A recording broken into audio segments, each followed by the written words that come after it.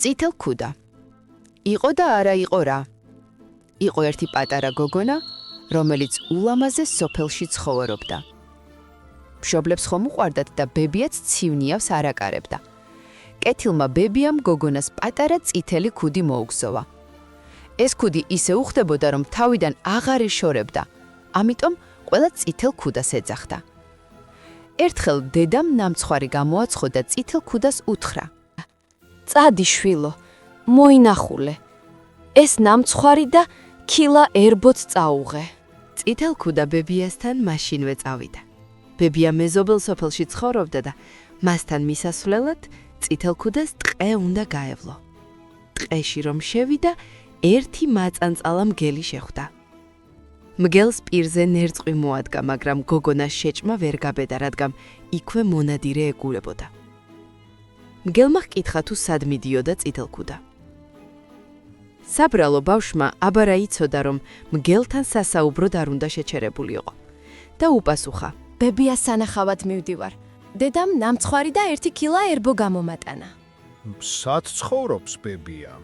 სოფლის განაპირას რომ სახლია, იმ წისქვილის იქით. კეთილი, მეც წავალ ბებია შენის სანახავად, ოღონდ მე ამ გზას დავადგები, შენ კი იმ გზით წადი. გზელ გზაზე მიანიშნა მგელმა. მგელმა მოკნე გზა აირჩია და რაც ძალა და ღონე ჰქონდა, მოკურცხლა. წითელ ქუდა კი გზაში ხან პეპლებს დაძდევდა, ხან კი ყვავილებს კრებდა და ბებიასთვის თაიგულს კრავდა. მგელი უფრო მალე მივიდა ბებიასთან და კარზე დააკაკუნა. ვინ არის? მე ვარ, შენი შვილიშვილი, წითელ ქუდა. დედა ჩემის გამოგზავნილი ნამცხვარი და ერთი ქილა ერბო მოგიტანე. ურდული გასწიე და კარი გაიღება. მგელმა ურდული გასწია. კარი გაიღო, შევარდა სახლში, ეცა ბებიას და თვალის დახამხამებაში გადასანსლა.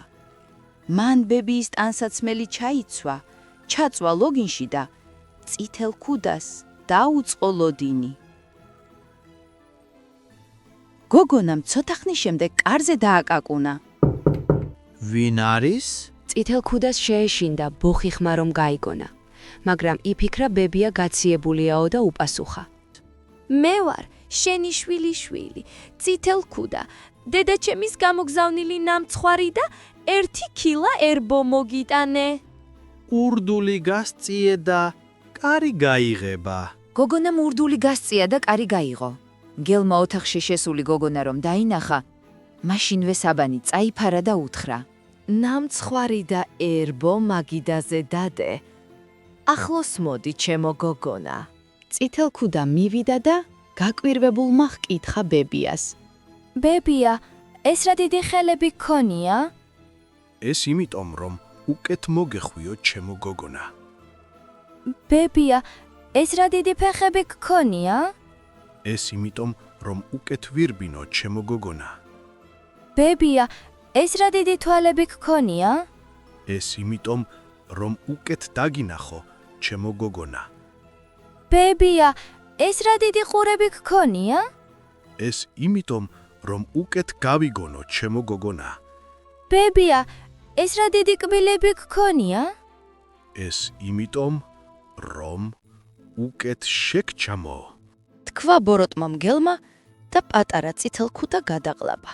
ამ დროს ბებიის სახლთან მონადირემ ჩაიარა. მან ხმაური გაიგო.